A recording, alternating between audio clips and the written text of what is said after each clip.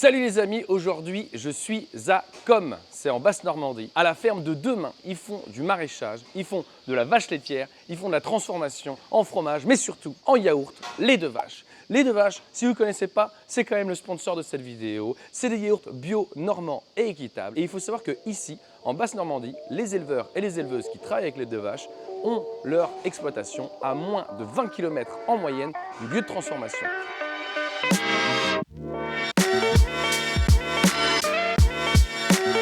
Comment ça va, Gilles? Très bien. C'est vrai, hein? La météo est excellente. Tu fais ta météo intérieure, toi aussi? Ah ben oui, c'est la base de tout en fait. Si t'as pas une bonne météo, tu passeras pas une bonne journée. Donc là, la météo est bonne intérieurement, malgré la météo normande qu'on attendait. Ben, elle est belle. Oui, on peut dire ça aussi. Elle est bonne pour nous. Donc ici, on est sur la ferme qui appartenait déjà à tes parents. Est-ce que ça appartenait aussi à tes grands-parents? Non. Non, c'est tes parents qui ont pris ici. Ouais. Toi, tu es né là. Oui. Raconte-nous un petit peu ton enfance, qu'est-ce que faisaient tes parents? Mes parents sont arrivés là en janvier 1964. Et puis au fur et à mesure de leur carrière, de 1964 à 1994, l'année de leur retraite, ils sont passés de 35 hectares à 92 hectares, de 25 vaches à 35 vaches, avec beaucoup de céréales en fait. C'était une ferme conventionnelle, avec un petit peu de vaches et de prairies, et puis beaucoup de cultures à côté. Jusqu'en 1994, et puis en 1994, mes parents à 60 ans ont pu prendre leur retraite. Et donc avec Florence, on a décidé de s'installer puisqu'on avait les compétences agricoles et puis on avait la ferme familiale qui était là, qui nous tendait les bras. Tout le monde nous disait non, l'agriculture c'est un métier, tu ne gagneras pas d'argent. Tu vis pauvre et tu finis riche en agricole, si on peut dire. Et tout le monde nous déconseillait d'être agriculteur. Et nous on a dit non, on sera agriculteur et pour être agriculteur, il faudra être capable de s'adapter au contexte économique, au contexte pédoclimatique, s'adapter à tous les niveaux. Il faut s'adapter à la société aussi. Et donc du coup, en 1994, avec Florence, on s'est installé avec les 92 hectares de mes parents et les 35 vaches. Et on a repris les 30 vaches de mon beau-père, qui lui aussi arrive à la retraite, mais qui habite à 70 km d'ici. Donc on avait une production laitière à l'époque de 215 000 litres de lait. Et mes parents avaient 155 000. Donc nous, on est passé directement à 215 000 litres en 1994. Et puis de 1994, on a commencé à restructurer la ferme. Il y a eu des terres qui se sont libérées. Voilà, on a commencé à monter, on est pour arriver à une centaine d'hectares. Mais avant 94 ans, t'as quel âge? Parce que moi je veux connaître un petit peu ton enfance aussi, Gilles. T'as grandi là, la capacité agricole, c'est-à-dire que t'as toujours travaillé dans le monde agricole, tu aidais tes parents déjà. J'imagine qu'en plus à l'époque, tes parents n'étaient pas forcément mécanisés, comment ça se passait? Déjà je suis né en 64, donc en 94 j'avais 30 ans. Donc avant mes 30 ans, pendant 9 ans, j'ai été technicien dans une coopérative agricole où je donnais des conseils aux agriculteurs en termes de production de viande, ce qui était une super et riche expérience. Quand on s'est installé en 94 avec Florence, mon épouse, puisqu'on s'est connus à l'école et on avait tous les deux le diplôme de brevet technicien supérieur agricole. Donc elle aussi a fait un lycée agricole avec toi? Voilà, on s'est connus sur les bancs de l'école en BTS, production animale en fait. Moi la vache a été toujours ma passion, donc beaucoup plus que la céréale. De 94 jusqu'à 98, on était sur la ferme historique des parents, j'allais dire, une salle de traite normale, herringbone, 2x4, voilà. Et puis en 98...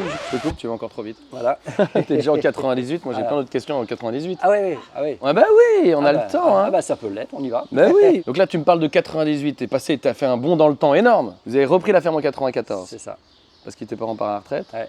Toi et Florence, vous étiez déjà technicien dans le monde agricole. Ouais. Mais une question, tu me dis. Florence. Florence, elle faisait quoi? Florence, en fait, on voulait avoir des enfants jeunes et on voulait aussi qu'elle puisse élever ses enfants. Donc on a cherché à développer une production à la ferme et donc à la maison, puisqu'à l'époque on n'était pas agriculteur, donc à la maison. Donc à l'époque, elle avait fait un stage pour produire des escargots, l'héliciculture. Voilà. Ah ouais? Et à Rennes, ouais. Donc on s'est aperçu que vite fait qu'au niveau rentabilité, c'était pas ça. Et donc comme mes parents faisaient déjà des chambres d'hôtes ici dans leur ferme, on s'est dit mais pourquoi pas des chambres d'hôtes? On a une maison que tu verras qui s'y prêtait, parce qu'on l'a aménagée et on a ouvert le 1er avril 89. Florence pouvant rester du coup à la maison et élever ses enfants et avoir un vrai travail à la maison, parce qu'à l'époque on avait 3 chambres. Quelques années plus tard on en a fait 2 de plus, donc on a fait 5 chambres. Et puis quelques années plus tard, la maison d'à côté était à vendre, donc on a acheté la maison d'à côté. Et donc on a fait un gîte, donc elle avait une vraie activité qui était professionnelle et rentable. Après, en 1994, donc pour revenir à ça, quand mes parents ont décidé de partir à la retraite, nous, avec Florence, on avait tout pour s'installer, j'allais dire, hein, les compétences, la volonté, l'agnac, banco, on y va et on va relever le défi, contre vents et marées. Mais en 94, avec ta femme, vous vouliez des enfants avant. C'est-à-dire qu'en 94, elle a déjà fait 5 ans de chambre d'hôte. Et 2 enfants. Et 2 enfants. Vous en avez combien en tout? 3.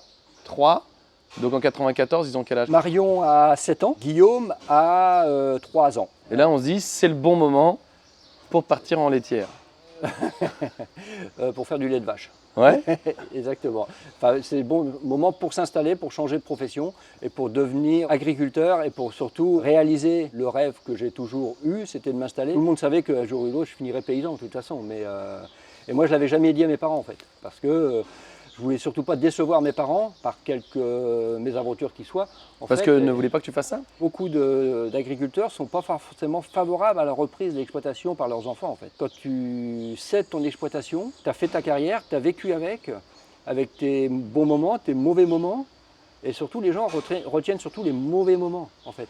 Et il faut dire aussi que l'agriculture de 64 à 94, c'était les 30 glorieuses quelque part, et elle était compliquée et difficile. Et nos parents ont investi dans du matériel, dans la modernisation. Ils ont commencé à utiliser les produits phytosanitaires, etc. Donc tu t'endettes, il a fallu acheter du foncier.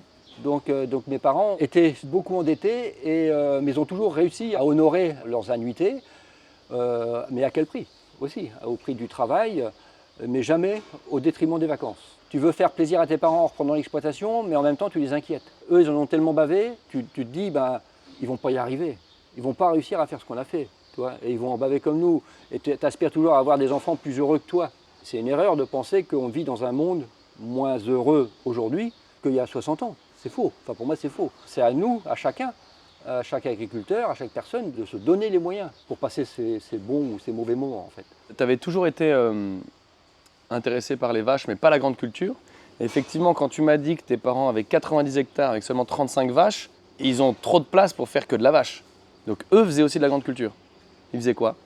Ils faisaient les cultures traditionnelles de l'époque, c'est-à-dire du blé, de l'orge, du maïs. C'était le début du maïs. Nous ici, en plus, on avait la chance d'avoir un quota de betteraves sucrières. Donc on faisait un petit peu de betteraves sucrières qu'on transformait à l'usine en sucre, donc c'était plutôt assez rentable. C'était les cultures traditionnelles de l'agriculture conventionnelle en fait. Dans les années 65 à 90, il fallait nourrir la France, nourrir le monde. C'était le nouveau défi de l'agriculture française en fait. Comme si les gens qui habitaient à l'autre bout de la planète n'étaient pas capables de produire pour se nourrir eux-mêmes. Mais voilà, on s'en aperçoit encore aujourd'hui.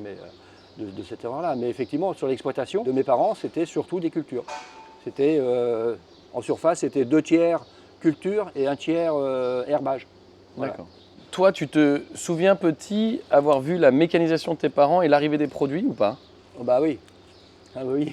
Qu'est-ce que ça a changé? Ah, c'est génial.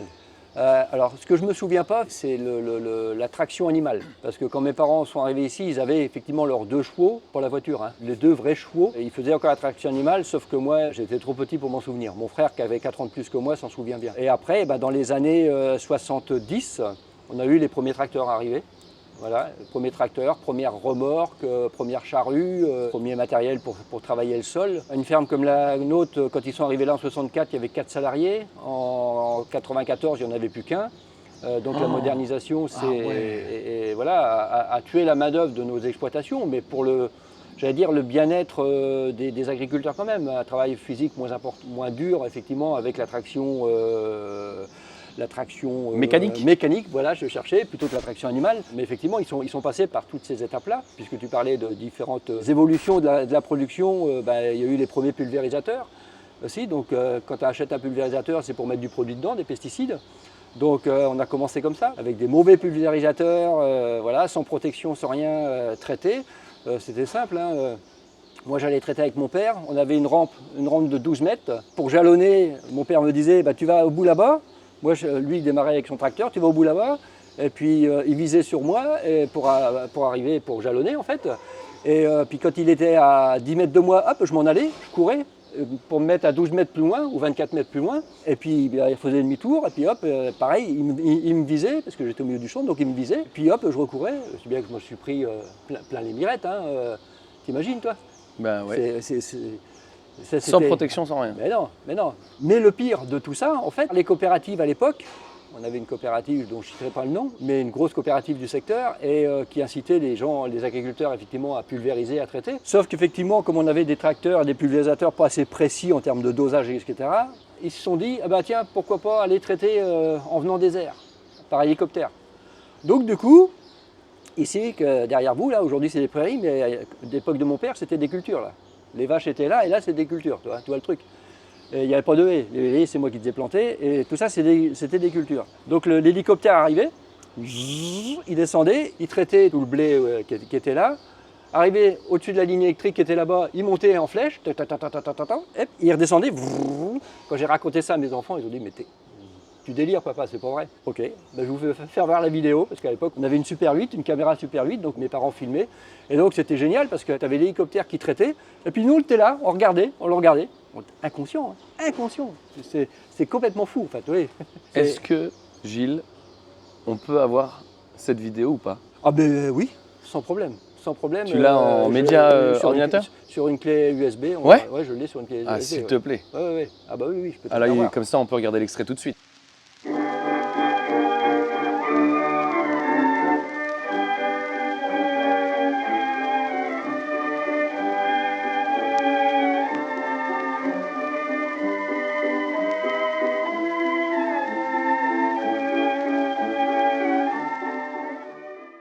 Pour te dire, si tu veux. C'est incroyable.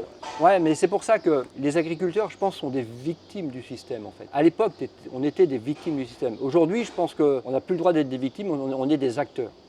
Et on a suffisamment de recul pour dire non, ça, je n'ai pas le droit de le faire, ça, je ne veux plus le faire. Mais aujourd'hui, tu as encore des agriculteurs qui le font parce qu'ils sont dans le déni, en fait, quelque part. Voilà ce qu'était l'agriculture de mes parents, en fait. Faire venir un hélicoptère, ça coûtait cher. On l'a fait une fois. Et puis après, c'est fini, on a arrêté. Mon père est reparti avec le pulvérisateur. De 12 mètres, on est passé à 18 mètres. Et 18 mètres, on est passé à 24 mètres. Et voilà.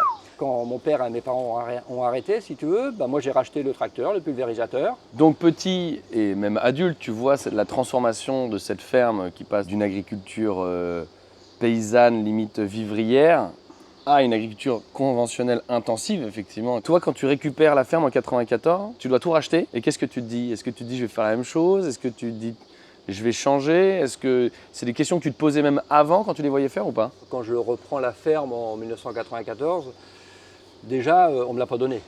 Je l'ai racheté à mes parents. Pourquoi? Parce que j'ai un frère et une sœur aussi. En agricole, c'est que quand tu es fils unique, éventuellement tes parents te cèdent la ferme, ça ne te coûte pas cher, ça peut ne pas te coûter cher, et puis voilà. Nous, en fait, on a racheté la ferme et mes parents, le prix qu'elle valait, puisque j'avais un frère et une sœur, et il fallait qu'ils aient la même chose que nous. Il y a un principe de base quand tu reprends une ferme, quelle qu'elle soit, c'est que tu rachètes le cheptel vif, cheptel mort, tu rachètes tout en fait. Donc voilà, après, tu montes le système que tu as envie. Alors, c'est ce que je dis toujours, c'est que tu hérites d'une situation, quelque part. À toi de savoir si tu veux continuer dans ce modèle-là ou si tu veux changer. Mon père, par exemple, puisqu'on reste sur l'exemple du blé, il faisait 5 fongicides. J'ai dit à mon père, ouais, je vais m'installer, je vais être agriculteur, mais je ne vais pas tout à fait produire comme toi, je vais plutôt diminuer mes engrais, diminuer mes pesticides. Et alors mon père, à l'époque, il me dit, bah, vas-y mon gars, mais tu vas te planter. Évidemment, parce qu'il était tellement infusé dans les fermes céréalières, on ne se pose même plus la question. Le technicien vient, il te fait une recette, puis tu l'appliques si tu veux, pour la meilleure santé possible des plantes. Évidemment, pas forcément celle de l'agriculteur, mais au moins celle des plantes. Sauf que l'agriculteur a perdu ce réflexe d'aller observer les plantes. Est-ce que la plante a besoin de ce traitement-là ou pas, en fait, du systématique. Comme ça, je suis sûr, c'est une assurance. La façon de voir la chose, c'était, je reprends l'exploitation, je vais essayer de pratiquer l'agriculture raisonnée. Et à un moment donné, je me suis dit, est-ce que c'est raisonnable de faire du raisonné, quelque part? J'ai signé mon premier contrat territorial d'exploitation, ce qu'on appelait un CTE à l'époque, c'était en 2000. Les pouvoirs publics nous donnaient de l'argent pour moins traiter et surtout moins mettre d'engrais. Parce que le gros problème, c'est la qualité de l'eau, vous savez. Aujourd'hui, on parle des pesticides, mais à l'époque, il y a 25 ans, on parlait surtout des nitrates, en fait. Et après, on a parlé de la On en parle encore, hein, surtout en Bretagne. Et on en parle encore. Pour diminuer mes intrants, donc l'objectif, c'était de produire les céréales avec 20% d'engrais en moins. Tu décides de signer ce CTE, mais avant ça, tu dis que tu as déjà envie de faire de l'agriculture raisonnable. C'est-à-dire que toi, avant, tu avais mûri une espèce de conscience écologique. Qu'est-ce qui t'a fait ces déclics? Est-ce qu'il y avait des livres, des films? Comment tu as mûri? Parce qu'aujourd'hui, c'est facile. On a accès à tous les médias qu'on veut, on a YouTube, on a Internet, on peut se renseigner. Toi, à cette époque-là, comment tu fais pour prendre conscience de tout ça? Tu l'as bien compris, je suis plus un éleveur qu'un céréalier. Donc moi, monter sur le tracteur, aller traiter, ça ne me passionne pas. Par contre, être derrière mes vaches, observer mes vaches, les conduire, etc., ça me passionne plus. Donc déjà, par goût, j'avais pas envie de passer mes journées, voire plus, sur le pulvérisateur, effectivement. Le deuxième degré, en fait, c'est est-ce que c'est bon pour les gens qui m'entourent, quelque part. Mais tu es dans un engrenage dans lequel tu peux difficilement sortir. Même si tu diminues, comme je disais, est-ce que c'est raisonnable d'être raisonné? Tu es un peu pieds et mains liés par ta réflexion, par tes engagements avec ta coopérative, avec ta banque. Voilà, donc du coup, tu t'améliores, tu lèves le pied, tu t'améliores, mais tu n'es pas encore bien. Et puis un jour, 2015, 2016... 2015-2016, ton CTE, tu l'as signé quand? Le CTE, c'était un engagement pour 5 ans. Ok. 2005, le CTE se termine. On ne pouvait pas en refaire un autre. Mes rendements avaient un peu chuté, évidemment. Déjà, on n'a jamais eu de soucis économiques sur l'exploitation, sauf en 2009. On en reparlera tout à l'heure, peut-être avec la crise laitière de 2009 et celle de 2015. Nous, on a eu cette chance-là. Voilà, je ne sais pas si la chance, des fois, il faut se la provoquer aussi. Tu l'as, mais tu te la provoques. Et en 2015, plus ça allait, plus j'avais du mal à monter sur mon pulvé. 2016, encore pire. Et plus ça allait, plus j'avais des réactions...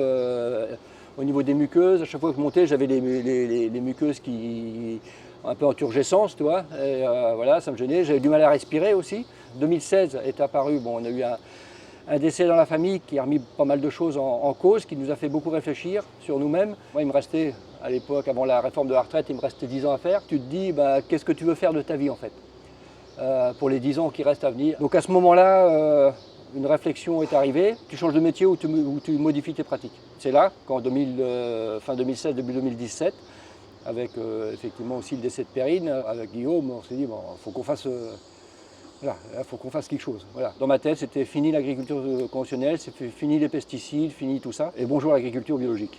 Et tu vas passer bio du jour au lendemain? On est passé bio du jour au lendemain, effectivement. On a étudié la chose, l'agriculture, tu es engagé dans un système, donc je pense qu'avant c'était déjà dans ma tête, mais c'était pas l'heure. C'était pas l'heure financièrement, c'était pas l'heure techniquement. Passer bio, ça se fait pas n'importe comment, n'importe quand et avec n'importe qui non plus. Il faut que ce soit vraiment réfléchi. Parce qu'on le voit bien aujourd'hui d'ailleurs, ceux qui n'ont pas bien réfléchi, vu la conjoncture de l'agriculture biologique, ils préfèrent arrêter et repartir dans une autre agriculture. Si ça n'allait pas sur mon exploitation, je ne pourrais pas faire autre chose que de l'agriculture biologique ou sinon je m'en irais, enfin je ferais autre chose. Donc tu fais ta transition au bio immédiate. Qu'est-ce que tu changes pour pouvoir faire cette transition? Parce que depuis le début, tu n'arrêtes pas de me dire que tu es passionné des vaches, qu'il y ait cette grande culture. Est-ce que là tu te dis, vas-y, j'arrête la grande culture aussi? Alors avant tout ça, il y a tout un volet qu'on a oublié, c'est le volet associatif. Et avec Daniel, on a créé le GAEC 2000 à l'époque. De tout seul sur son exploitation, on est passé à travailler à 3 avec Florence, mon épouse, et Daniel comme associé. Ma théorie, c'était toujours qu'un agriculteur seul sur son exploitation est un agriculteur mort en fait. On est beaucoup trop vulnérable au niveau santé, au niveau économique, enfin plein de choses. Et on sait que déjà le métier d'agriculteur, c'est un métier solitaire, mais quand tu es tout seul, c'est encore plus solitaire. Donc de 1999 à 2006, Daniel m'a accompagné donc, sur l'exploitation pendant 7 ans. Et en 2006, il est parti à la retraite. Avec Daniel, on a vécu 7 années merveilleuses, heureuses en fait, avec les modifications que ça a engendré sur l'exploitation. Parce qu'on est passé de la traite manuelle 2x4, comme on en avait parlé, à la traite robotisée, mise en route le 17 novembre 1999. Ah, donc tes parents n'avaient pas de robot de traite? Ah bah non, mon père en a rêvé, comme je disais ce matin, mon père en a rêvé, moi je l'ai fait. En fait, mon père avait rêvé, bah non, les robots de traite, les premiers robots de traite en France, c'est 1996. Voilà, c'est chez Madame Liberge en Mayenne. Tous les agriculteurs de mon époque se rappellent de Madame Liberge, effectivement. En 99, quand on a investi avec Daniel dans les robots de traite, dans un robot de traite, il y en avait une trentaine en France. Hein, donc sur la planète, il y en avait une centaine, c'est tout. Donc, donc vous étiez des pionniers en fait. On était des pionniers de la traite robotisée. Et avant, excuse-moi, le 2x4, tu peux vulgariser ce que c'est? Alors, 2x4, ça veut dire qu'on trayait 4 vaches d'un côté, 4 vaches de l'autre. Une fois que les 4 vaches traites, on les faisait sortir. En même temps, on trayait 4 vaches de l'autre côté. Hop, une traite, on faisait sortir. Donc 40 vaches, on faisait 10 passages, 1h30 à peu près à traire matin et soir, pour traire les 40 vaches en fait. C'est marrant parce qu'à la main, ça me semble pas énorme non plus. Mais parce que tu vois, moi, si j'y vais, je pense que ça va me prendre 2 jours et demi. À la main, ah bah, 40 vaches à la main. Un bon trayeur, je crois, à l'époque de mes parents ou de mes grands-parents, ils trayaient 10 vaches par jour, max. Voilà. Un bon trayeur, tu vois, enfin, une bonne trayeuse, parce qu'à l'époque, les hommes ne trayaient pas les vaches, c'était les femmes qui trayaient les vaches. Voilà. C'était les femmes qui soignaient les veaux. L'homme, il prenait les veaux, il allait les vendre au marché, mais il ne trayait pas les vaches à la main, hein, ou très peu. Hein. Du coup, entre à la main, est-ce que tu appelles le robot de traite? Il y a... Alors, traire à la main, c'est ça. Voilà. Après, traire à la machine, tu prends la griffe à la main, Voilà, et tu branches voilà. la vache. Et après, la traite robotisée, c'est tu as le robot, la stalle, on va le voir peut-être après, et la vache vient toute seule au robot. Il y a un système de laser qui détermine l'emplacement des trayons, il traite la vache, il analyse le lait, etc.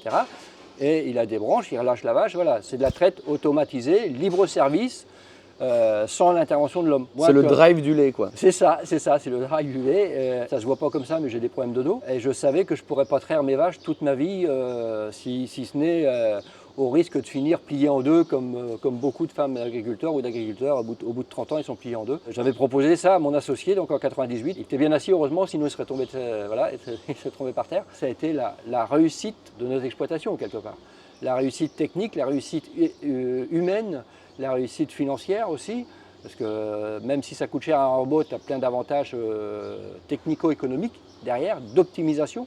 Mon premier leitmotiv, en fait, à l'époque, c'était de dire j'adore les vaches, c'est ma passion, mais je ne pourrais jamais faire ça toute ma vie.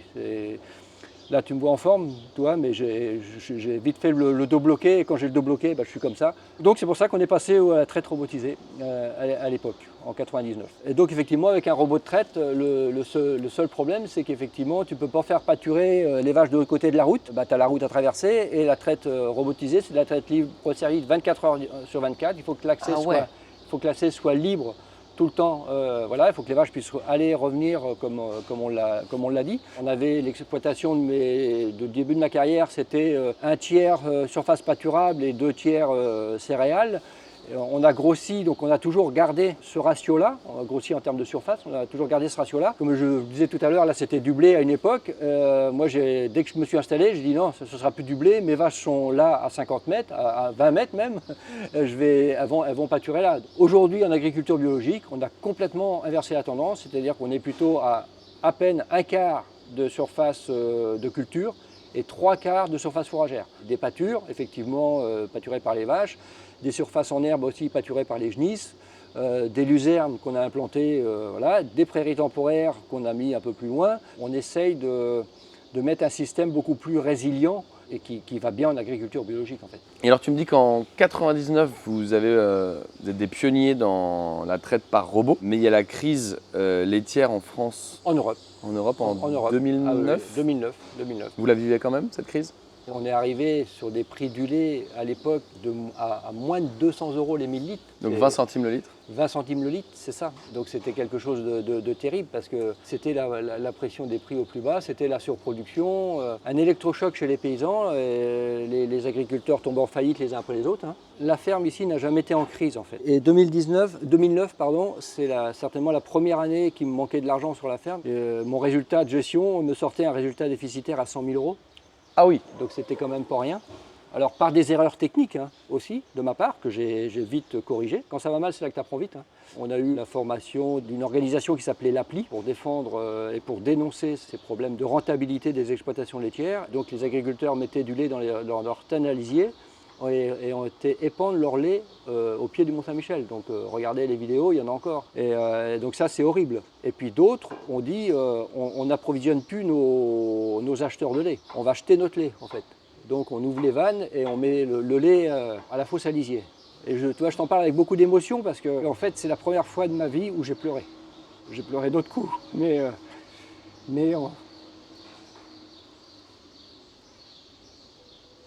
c'est dur. C'est dur, ça fait remonter des choses. Et quand tu produis du lait pour le foutre à la fosse, c'est pas normal. Sauf que les industriels, ils n'ont pas vu ça. Ils ne se sont pas aperçus. Donc tu as des gens comme moi j'en ai jeté un peu par rapport à d'autres, mais je suis resté en vie. Et tu en as d'autres, ils se sont mis la corde au cou en fait. Et ça c'est terrible. Donc là on l'a vécu en 2009, ça a remonté un petit peu. Et puis ça a rechuté en 2015-2016. Pour les mêmes raisons? Oui, pour les mêmes raisons. Ouais. Et je pense que les industriels n'avaient pas tiré les leçons de 2009. Ils ont remis des pressions. Certains industriels préféraient aller investir dans les pays de l'Est, voire en Inde ou je ne sais où, aux États-Unis, et faire tourner leur entreprise à l'échelle mondiale plutôt que de s'occuper des paysans français. Je pense à en l'occurrence, hein, mais il y en a d'autres. Hein. Là-dessus, 2015-2016, je pense que les politiques ont pris peut-être une partie du problème en main et ont commencé à mettre des lois, donc les lois Egalim 1, Egalim 2, etc., pour dire déjà responsabiliser nos acheteurs, responsabiliser le consommateur, responsabiliser les grandes surfaces et responsabiliser aussi le producteur. Le producteur a certainement une responsabilité aussi dans tout ça. À quelle hauteur, je ne sais pas, mais toujours est-il que chacun à son niveau, à ses responsabilités. Mais donc ça a été des années difficiles pour la production laitière. La France a perdu une grosse partie de sa valeur ajoutée agricole en perdant ses élevages laitiers en fait. Et ça c'est triste. C'est triste. Tu prends la Normandie, on est une terre, on a un climat, on a une terre pour faire de l'air, pour faire de la vache, pour faire du lait, et pour nourrir les Français. Le métier d'agriculteur et d'éleveur laitier est tellement un métier difficile, contraignant, que s'il n'est pas rentable, les gens jettent l'éponge. Un gars qui n'est plus éleveur, il préfère mettre ses champs en culture que mettre des vaches. Parce que à minuit, tu ne vas pas te relever, tu te relèves pour tes vaches, pour faire un vélage, le robot t'appelle, tu vas. Enfin voilà, si tu n'as plus de rentabilité, tu te dis, on ne va pas bosser pour les autres non plus. Hein. Je me lève le matin pour m'amuser sur ma ferme et prendre du plaisir sur ma ferme. Comme je l'ai dit tout à l'heure, je n'aime pas subir les choses. La crise de 2009 et de 2015 m'ont fait mal, effectivement, en tant qu'agriculteur intérieurement, mais c'est important d'avoir un métier rémunérateur et qui te permette. Tu vois, j'ai 3 enfants, ils ont tous fait des grandes études, voilà, ils n'ont pas eu besoin de faire d'emprunt, eux, en tant qu'étudiants, pour financer leurs études, par exemple. Tu vois. Je pense que c'est le devoir de tout parent de donner les moyens à ses enfants, d'avoir les bases pour pouvoir prospérer sur cette planète et dans ce monde qui nous entoure. Après, ils en feront ce qu'ils voudront de leur savoir. On a un métier qu'il faut qu'il soit rentable. Ouais, ce que j'avais dit aussi à l'époque quand je me suis installé, si je m'installe agriculteur, c'est pas pour survivre, c'est pour vivre. Ce qui est marrant, je ne sais pas, mais en tout cas, ce qui est fort, c'est qu'en 2015, tu subis la crise en tant qu'agriculteur conventionnel. Et dans les années qui suivent, tu passes bio quand même. Est-ce que ta rentabilité de production, elle chute, mais est-ce que ta rentabilité économique augmente ? Quand tu passes en agriculture biologique, il ne faut surtout pas y aller si tu es déjà en difficulté. Parce que là, c'est compliqué. C'est encore mais plus justement, compliqué. toi, tu vis la crise de 2015 et tu le fais quand même. Oui, je l'ai vécu, je l'ai subi, mais mon exploitation n'était pas en péril. La seule année compliquée, ça a été 2009. Ça a passé. Le passage à l'agriculture biologique, ce n'était pas une question économique, puisque ça allait bien. En fait, on sortait des bons résultats avec les bons EBE, etc. Ça allait même très bien. Mais c'est plus des raisons de qu'est-ce que tu veux faire de ta vie en termes de santé, qu'est-ce que tu veux faire de ta ferme demain. Est-ce que les jeunes qui sont derrière toi, ils auront envie de reprendre une ferme conventionnelle et de toute façon, ils feront l'exploitation qu'ils auront envie de faire parce que l'exploitation que j'ai aujourd'hui, la ferme que j'ai aujourd'hui, ne sera pas la ferme de demain. Eux, ils auront encore une autre ferme et je l'espère pour eux d'ailleurs. Si tu veux être encore là demain, il faut que les projets, ça vienne de toi en fait. Dès qu'on t'impose des choses, ça ne marchera pas. Tu vas à l'échec. Moi, j'ai fait mes choix pour me faire plaisir, en fait, mais toujours avec ce souci de rentabilité économique, de lien humain, parce qu'on n'a pas parlé, effectivement, mais Romain, mon salarié, est arrivé dans notre vie aussi. Tout ça, ça fait partie des choses qu'il faut agencer, en fait, pour être bien dans sa tête. Ben alors, justement, tu n'as pas répondu à ma question. Ah non. Et ben quand tu passes en bio, la rentabilité économique et de production, qu'est-ce qui se passe ? Au moment où je passe bio, ma rentabilité économique était identique, voire un tout petit peu plus qu'en conventionnel. En moyenne, sur les 5 dernières années, c'était entre 215 000 € et 225 000 € le BE de l'exploitation. Et en fait, le EBE, c'est-à-dire excédent brut d'exploitation. Et cet excédent brut d'exploitation, il sert à te faire tes prélèvements privés et à honorer tes annuités. Ouais. Quand on dit annuité, c'est capital plus intérêt. Pour être clair, c'est ça. Non, mais c'est bien, tu vulgarises à la caméra, ça fait exactement ce que j'allais faire, c'est voilà, magnifique. On sort un EBE de 215-220 000 € sur l'exploitation, moyenne quinquennale. Et en bio, en fait, on n'a pas détérioré notre EBE. Je dirais presque qu'on l'a amélioré, mais parce que on a anticipé notre passage en bio. J'avais un troupeau de vaches allaitantes, un troupeau de 50 bêtes, un capital de 100 000 € qui m'a permis tranquillement, en 2017 jusqu'en 2019, à récupérer cette trésorerie des 100 000 €, si tu veux, à la récupérer pour l'injecter dans l'agriculture biologique. Donc j'ai décapitalisé en élevage allaitant, viande, ouais, pour recapitaliser sur mon élevage laitier en fait. D'accord. Et donc d'une production de 525 000 litres de lait à l'époque quand je suis passé en bio, et grâce à lait de vache. 525 000 litres de lait quand même. Et quand je suis passé en bio, l'étude de la Chambre d'agriculture Il m'avait dit, tu sais Gilles, l'agriculture biologique, c'est quand même compliqué, hein, tu sais. Donc de 525 000, il faudra que tu penses à baisser tes objectifs et tu seras peut-être à 415 000, 420 000. Ben, je dis oui, ok. Donc très bien. On a fait notre étude quinquennale prévisionnelle sur ces bases-là. Sauf que moi, dans ma tête, si tu veux, je suis plutôt du genre gagnant que perdant.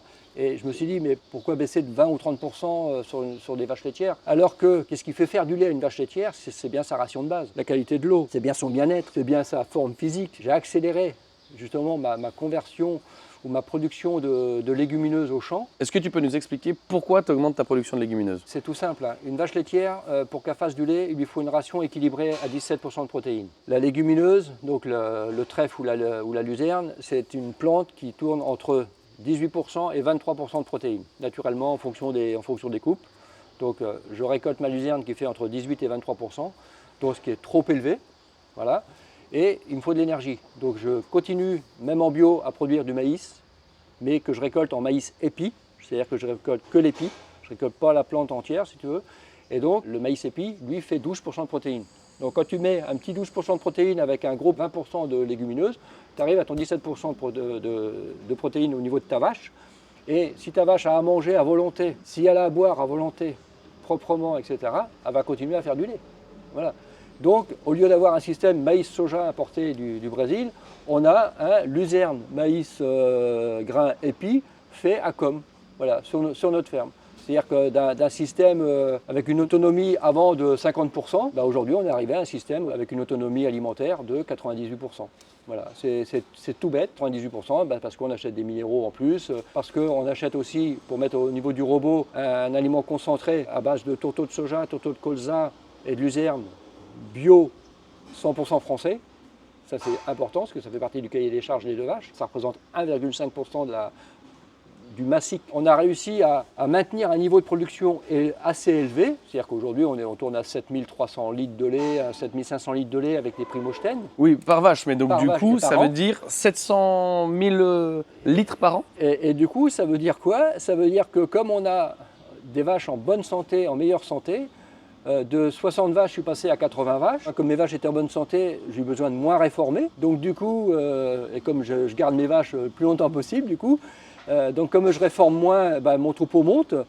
Et comme je n'ai pas vraiment baissé au niveau de production, bah, de 525 000, je passe à 600 000. De 80 vaches en 2020, ça continue à aller plutôt bien. Mon troupeau continue à monter, donc je rachète un deuxième robot et je reconstruis ce bâtiment-là, sous lequel on est aujourd'hui. Et aujourd'hui, on produit facilement 750 000 litres de lait par an. Donc 750 000 litres de lait, sachant que tu en mets grosso modo 5% pour l'élevage des veaux. Donc ça fait 35 000 litres de lait qui s'en va pour l'élevage des veaux. On ne transforme pas le lait dès 7 premiers jours. Voilà. Donc il est mis au veau en priorité et le trot va pour l'instant à la fosse à lisier. Aujourd'hui, commercialisable, 700 000 litres de lait. Donc là, tu as mentionné plusieurs fois les deux vaches, donc c'est pas grave parce que les gens le savent. Cette vidéo est sponsorisée par les deux vaches. Quand tu fais ta conversion en bio, tu travailles déjà avec eux? Tu as déjà un contrat? Ah non. Non, alors voilà, qu'est-ce qui se passe au tout début? Au tout début, là, sur ta conversion, Ah bah, tu es à 525 000 litres, tu passes en bio. Ah bah. Est-ce que ta production diminue? Comment tu fais cette conversion-là? Et après, tu me diras quand est-ce que les deux vaches arrivent dans ta vie. Quand je me suis installé en 1994, je voulais travailler avec Danone. À l'époque, donc il y a 30 ans, Danone était une entreprise locale, même si c'est une entreprise mondiale, mais en fait ils transformaient à 23 km d'ici. Je voulais travailler avec eux, ils avaient une bonne réputation. Je considérais que mes parents qui livraient chez Beignet, et donc la après, ils s'étaient moqués d'eux pendant 30 ans, donc je ne voulais pas travailler avec eux.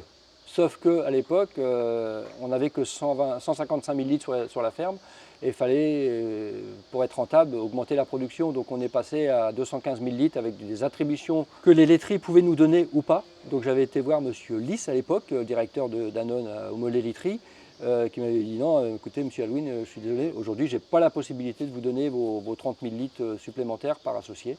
Ils pouvaient nous les donner. Et donc, pour nous, c'était quand même une question de rentabilité et de survie, d'avoir un volume, parce que c'était l'époque des quotas laitiers. Aujourd'hui, il n'y a plus de quotas laitiers. Les quotas laitiers, ça a été mis en place en 1982, lorsqu'on est parti d'un constat où l'agriculture française s'est mise à produire. On avait une surproduction de lait, qui dit surproduction de lait dit chute des prix, et qui dit chute des prix dit mort de l'agriculture. Encore une fois, les politiques ont dit, puisque c'est ça, on va mettre des quotas laitiers. Les références laitières, ça a été la moyenne des 2 années 80 et 81. Sauf que nous, en 80 et 81, sur l'exploitation laitière de mes parents, on a produit 0. Parce qu'on a eu la brucellose. Et la brucellose, vide sanitaire fin 80, début 81, on a racheté des genisses à faire saillir dans l'Aisne. On s'est mis à reproduire du lait que début 81. Donc on est parti avec un niveau de référence moyenne de 80-81, 155 000 litres de lait, enfin voilà, peanuts en fait. Donc les quotas, ça veut dire que ça t'interdisait de produire plus? Voilà. Donc l'administration française disait, Monsieur Alouine, vous aurez le droit de produire 155 000 litres de lait et pas un litre de plus. Si vous produisez plus, votre lait que votre laiterie vous achète 20 centimes, vous le repérez à votre laiterie 24 centimes. Donc c'était double peine. Ah ouais. Ah bah oui.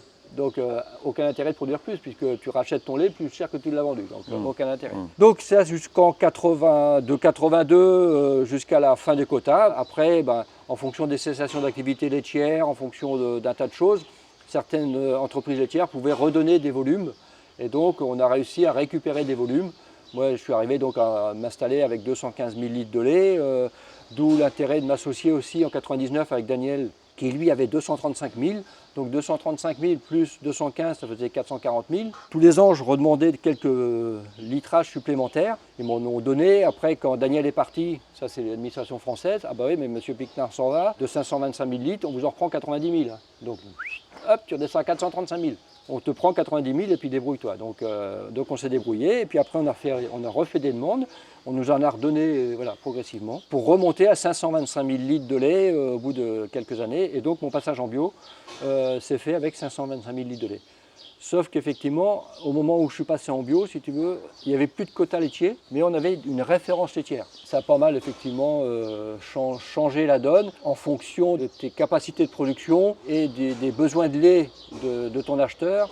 Tu peux éventuellement leur demander une référence supplémentaire si tu en as plus. Et puis si tu baisses en production, ton acheteur te dit cette année pourquoi tu as produit moins. J'ai eu un problème, j'ai plus de stock, je sais quoi, donc mes vaches n'ont pas en bouffer, donc tu as le droit de produire moins pendant 2 ans si tu veux, mais au bout de 2 ans, si c'est récurrent, ça veut dire que tu n'es plus capable de produire ta référence, donc pareil, on t'en reprend un peu. On n'a pas baissé beaucoup en niveau de production et comme mon nombre de vaches a monté, j'ai toujours fait plus de lait en fait. Voilà, tout simplement. Tout ça pour dire que faire du lait en agriculture biologique, c'est possible. Parce que tu te dis, ils sont foutus de notre gueule pendant 30 ans. J'aspirais effectivement à changer d'acheteur. Quand tu passes en agriculture biologique, je ne passais pas pour le plaisir de passer en agriculture biologique, je passais par conviction. Si je fais du lait bio, c'est pour qu'il soit valorisé et vendu dans une filière bio et non pas dans une filière conventionnelle. On avait des contrats avec nos acheteurs, donc on est pieds et mains liés parce que j'avais un contrat de lait conventionnel avec la et je ne pouvais pas changer puisque c'était du lait conventionnel. Donc, sauf que quand on est passé en lait bio, mon contrat était caduc, puisque c'était plus le même lait. Et donc ils sont venus me voir 2-3 fois, ils disent Monsieur Alouine, il faut qu'on continue à travailler ensemble, etc. Et on dit ok, qu'est-ce que vous me proposez? Votre lait sera collecté avec le lait conventionnel et il sera transformé à Saint-Martin-des-Entrées parce qu'on n'est pas en capacité de transformer votre lait en lait biologique. Mais rassurez-vous, vous serez payé en bio. Bah oui, bien sûr. Tu fais quoi quand c'est comme ça? Tu mets un lait biologique, je vais mettre à 450 € à l'époque, 470 €, les 1000 litres, ouais. Et sachant que le conventionnel est payé 300 €, ça veut dire que moi je vais te payer 450 € pour un prix qui vaut 300 €. Ça veut dire que je mets encore une fois un coup de poing sur la tête des conventionnels. Puisque mon lait, s'il me paye 450 € et qu'il n'est pas valorisé 450 €, c'est mon voisin qui va payer mon lait. Donc c'est pas normal. Donc ça c'est la première chose. Puis la deuxième chose, c'est je fais un bon produit, sans pesticides, sans engrais chimiques, en respectant mes animaux, etc. Avec mes valeurs de l'agriculture biologique, mon bon lait, il va être transformé en conventionnel. Il y a un truc incohérent. Donc là, ça m'a effectivement encore plus décidé d'aller retaper à la porte de lait de vache. Donc en 2017, lait de vache, après 18 mois de conversion, effectivement, ça devait être jusqu'au 31 mars 2019 en conventionnel par la c'est du jour où je suis passé en bio. C'est effectivement lait de vache qui a collecté mon lait. Ah, t'es en lait de vache depuis que t'es bio officiel? Ah oui, mais ça me faisait drôle de voir mon lait partir chez alors que tous les matins je disais à mes vaches que dans 18 mois ils seraient transformés par lait de vache. Donc, Tu les connaissais avant déjà, lait de vache? Je les connaissais en termes de produits, mais pas en termes d'entreprise. Ce qui est intéressant, c'est que les contrats de lait de vache, ils sont plus intéressants à plein de points de vue qu'un contrat chez par exemple la. Toi, qu'est-ce que ça a changé? Effectivement, tu étais en bio, mais chez lait de vache, qui sont au-delà du bio sur leur cahier des charges. Ah, ça a changé plein de choses. La première des choses, c'est le côté humain en fait. Chez les deux vaches, on n'est pas des numéros, on est des agriculteurs et des fermes en fait. Et donc ça change beaucoup de choses dans le relationnel. Et dans la considération que nous, agriculteurs, je ne veux pas dire qu'on ait besoin de reconnaissance, mais quand même un peu. Les deux vaches, ils ont compris qu'il n'y avait pas les deux vaches sans agriculteurs, il n'y avait pas d'agriculteurs sans les deux vaches, ni de consommateurs. C'est des contrats tripartites quelque part. Donc ça, le côté humain, pour moi, c'est super, super important. Après, sur le plan économique, je t'avoue franchement que quand j'ai signé chez les deux vaches, je n'avais pas forcément conscience que je serais mieux chez les deux vaches qu'ailleurs. Ça veut dire que j'y suis vraiment allé par choix et par rapport à leurs valeurs. Par rapport aussi au fait que l'usine elle est à 25 km de chez moi. Et encore plus, transformer du lait biologique quand il est transformé en bio, c'est quand même mieux que quand il est transformé en lait conventionnel. 40% de la production de lait transformé en conventionnel aujourd'hui, en 2024, avec la crise du bio, ça fait mal au cœur. Combien tu dis ? 40% de leur lait qui est transformé en conventionnel. C'est horrible, c'est horrible. Quand tu vois ça, tu te dis mais il y a un problème. C'est lié aux consommateurs qui ne suivent pas, c'est lié aux politiques qui ne font pas respecter la loi Egalim 2, c'est pas l'agriculteur ni le... Tu vois, le problème, il est là en fait. Donc effectivement, les deux vaches, on est plutôt bien rémunérés. Pourquoi ? Parce qu'on a mis en place ensemble un lait bio normand équitable. Et quand on parle d'un produit bio normand équitable, derrière ces mots-là, il y a des valeurs. Ça veut dire quoi ? Il y a un cahier des charges. Notre prix du lait, par exemple, il tient compte pour 50% de notre coût de production. Il doit permettre de nous rémunérer au moins 2 SMIC par UTH sur l'exploitation et avec une marge de sécurité d'environ au moins 10% sur des aléas climatiques, des aléas de l'exploitation. Quand on dit équitable, c'est réel. Chez les deux vaches, c'est réel si tu veux. Ça s'applique aussi des contrats qui sont quinquennaux, c'est-à-dire qu'ils sont revus tous les 5 ans avec des représentants dont je ne fais pas partie, des représentants d'agriculteurs qui discutent avec les deux vaches, et ils discutent ensemble. On arrive toujours à trouver un terrain d'entente, même si des fois c'est difficile, parce que ce sont des acheteurs aussi. Chacun défend son bout de gras quelque part, mais au bout du compte, il y a un consensus et ça va dans le sens de la pérennité. Pérennité de l'entreprise et pérennité de la ferme. Tu me dis si je me trompe, mais chez les deux vaches, il y a aussi un fonds de développement qui est mis en place. Tu peux nous expliquer ce que c'est ? Donc il est abondé par les agriculteurs à hauteur de 2%.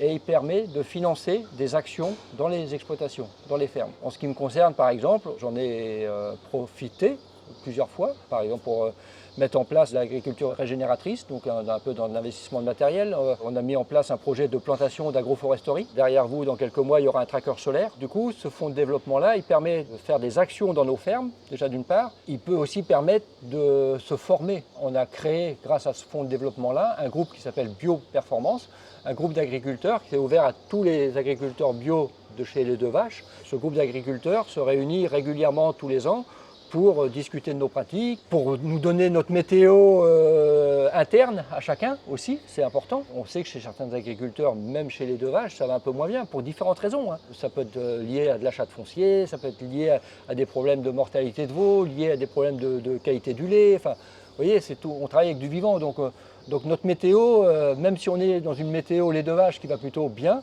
qui est plutôt porteuse pour nous, notre météo en tant qu'agriculteur fluctue en fonction de tous ces éléments-là. On parle de prix équitable avec lait de vache. Moi, j'ai rencontré plusieurs agriculteurs et agricultrices en France. Ils étaient en bio. On leur achetait le prix du litre de lait moins cher qu'en conventionnel. Je trouve ça normal ? Certainement pas. C'est même dramatique pour les agriculteurs parce que quel est l'intérêt, entre guillemets, de rester en bio si ce n'est parce que tu as des valeurs de vendre un lait bio moins cher qu'un lait conventionnel. C'est inadmissible. Quand je te disais qu'en 2009, j'ai pleuré, là, aujourd'hui, je serais écœuré. C'est pas possible. C'est impossible que votre prix chez les vaches il soit acheté moins cher que le conventionnel. C'est impossible. C'est des contrats quinquennaux. Alors ce prix-là est revu tous les ans. Donc au moins on a une visibilité sur notre métier. Demain, toi, moi je vais transmettre mon exploitation. Si c'est demain, ils ont encore de la visibilité dans le temps. Ça permet d'anticiper des choses, de prévoir. Prévoir, ce n'est pas subir. Et alors au niveau du cahier des charges environnemental, chez les deux vaches, il est un peu plus poussé qu'en bio ? Alors oui, on a un cahier des charges qui s'applique sur 4 piliers fondamentaux. C'est minimum 210 jours de pâturage par an. C'est minimum 20 arts de surface pâturable par vache laitière. C'est minimum 75% de la surface de l'exploitation en herbe. Et c'est 100% des produits achetés et produits 100% français. Et bio évidemment. Évidemment. C'est un peu nouveau ce 100% depuis quelques années. C'est plutôt une bonne nouvelle pour le consommateur aussi. Et au moins il est sûr d'avoir des produits qui sont tracés, puisqu'en France, quand même, on est, entre guillemets, les rois de la traçabilité. Ah oui ? Bah oui. Il faut savoir qu'une exploitation bio comme la mienne, elle est contrôlée minimum 3 fois par an. Pour être certifié agriculture biologique via Ecocer par exemple, hein, donc eux ils nous contrôlent minimum 2 fois par an. Un contrôle téléphonique qui nous prévient de leur venue et puis un contrôle inopiné, ils peuvent venir maintenant, hein, ils peuvent venir à n'importe quel moment. Donc on est contrôlé minimum 2 fois. Via les 2 vaches aussi, on a un contrôle par un autre cabinet en fait, qui viennent contrôler effectivement nos pratiques. Ce cahier des charges qu'on vient d'énumérer, il nous donne droit à des primes derrière. On a les primes bien-être animal, la prime herbe, la prime qualité du lait. Et alors c'est quoi un lait de bonne qualité? Peut-être que les gens savent pas. Un lait de bonne qualité. Là on va rentrer dans des critères techniques. Hein. Pourquoi pas? En butyrique, on doit être à moins de 1000 spores par millilitre. Voilà, c'est des normes. Donc nous ici sur l'élevage, on est plutôt entre 80 et 200. Voilà, donc on est largement en dessous. C'est un lait qui est bas en termes de germes. Pour être en très bonne qualité, c'est 50 000. Sauf que chez les 2 vaches, on a une prime qualité si on est à moins de 20 000. Donc nous, par exemple, on est pratiquement tout le temps à moins de 20 000. Et la troisième, donc c'est les cellules. Voilà, les cellules, c'est la qualité du lait liée à la santé de la vache. Si une vache nous fait une mamite, donc une infection de la mamelle, elle va avoir du lait chargé en cellules, donc moins bien transformable. Et donc du coup, c'est un critère qui rentre dans la grille de paiement. Voilà. Et après, effectivement, on est rémunéré en fonction du taux de matière grasse, en fonction du taux de matière protéique. Voilà. Et la qualité du lait, un bon lait, c'est ça. Et alors là, on a fait un gros tour sur ton parcours au sein de cet élevage laitier. Mais toi, tes enfants reprennent la ferme. Qu'est-ce qu'ils font? Qu'est-ce qu'ils vont faire? Est-ce que tu sais un petit peu tout ça? Et comment tu le vois surtout? Comme tout bon paysan qui arrive en fin de carrière, vient se poser le problème de la transmission, parce que la transmission, c'est un problème. Enfin, c'est un vrai problème. C'est-à-dire, il y a 2 phases importantes dans la carrière d'un agriculteur. C'est la phase d'installation et c'est la phase de transmission. Il ne faut pas négliger ni l'une ni l'autre. Donc moi j'arrive à la fin, je vais prendre ma retraite dans 3 ans. Mes enfants vont certainement reprendre l'exploitation laitière. Ça va se passer en plusieurs étapes. La première étape a eu lieu au 1er avril 2024 de rentrer ma belle-fille dans le GAEC. Ma belle-fille qui travaillait dans l'agroalimentaire puisqu'elle avait un diplôme d'ingénieur dans cette branche-là. Et la deuxième phase, ce sera nous, avec mon épouse, de sortir et que Guillaume, notre fils, reprenne nos parts. Quitte le GAEC des voyages. Ça a été un petit et bon voyage pour lui de transformer et de produire des légumes bio. Et ce sera un nouveau voyage, effectivement, de rentrer dans le GAEC 2000 et de pérenniser avec ses valeurs à lui. Encore une fois, je suis passé à l'agriculture biologique trop tard. Mais il n'est jamais trop tard pour bien faire. Par rapport à ma carrière, j'ai perdu au moins 10 à 15 ans. J'aurais pu faire d'autres choses si j'étais passé en bio il y a 20 ans. Et tu aurais aimé le faire? Bah oui. Sauf qu'effectivement, à l'époque, le bio n'avait pas bonne cote. Le bio, entre guillemets, a vécu ses heures de gloire dans les années 2016, 2017, jusqu'en 2019 en fait, jusqu'au Covid même. On n'en a pas parlé, mais c'est une grande étape pour le bio en France. Ça a participé au développement, aux espoirs du bio, rapidement déçus d'ailleurs. Encore une fois, je l'ai dit au début, c'est que tu ne deviens pas bio comme ça en claquant des doigts, sinon tu te plantes. Ça se prépare. Je pense que pour pouvoir faire des changements, prendre plaisir dans son métier, faut oser faire des choses en fait. Il faut prendre des risques en fait. Mais moi, c'est toujours des risques calculés. C'est-à-dire que je saute une marche quand j'en ai assuré 2 en fait. C'est ce qui fait que tu tombes jamais, sans aucune prétention. Mais c'est ce qui fait que si tu joues à sécurité, il n'y a pas de raison. Bah écoute Gilles, merci beaucoup pour ton témoignage déjà. C'était un plaisir de parler avec toi. Moi, ce que je te propose maintenant, dans un second temps, c'est qu'on aille se balader, que tu nous ouvres les portes de l'exploitation, qu'on voit un petit peu tous les gens qui y travaillent, comment vous faites l'itinéraire des vaches, mais aussi le maraîchage. Il y a également un marché de producteurs en ce moment même. Il y a souvent le marché d'ailleurs sur votre ferme. Tous les mardis, tous les vendredis. Il y a également un tiers-lieu. Et peut-être que le mieux, c'est qu'on aille voir tout ça sur place. Complètement. Eh ben, merci beaucoup. Un plaisir à partager. Merci à toi pour ces échanges très riches en fait. Parce que ça fait remonter des choses de l'intérieur et de loin. C'est des fois très émotionnel. On a un métier qui ne nous laisse pas insensibles à tout ce qu'on peut faire en fait. Chaque fois que tu bouges une pierre, tu en bouges 4 ou 5 en fait. On a un métier qui est passionnant pour ça parce qu'il n'est jamais figé à qui veut le faire changer. C'est une belle conclusion. On va se balader. Merci d'avoir regardé cette vidéo. Si elle t'a plu, tu peux me le dire en commentaire. Pense à t'abonner, à mettre un like et à activer la cloche pour ne pas rater la deuxième partie de cette vidéo qui sortira mercredi. Et si tu veux venir me voir sur scène, les dates s'affichent juste ici. Allez, ciao!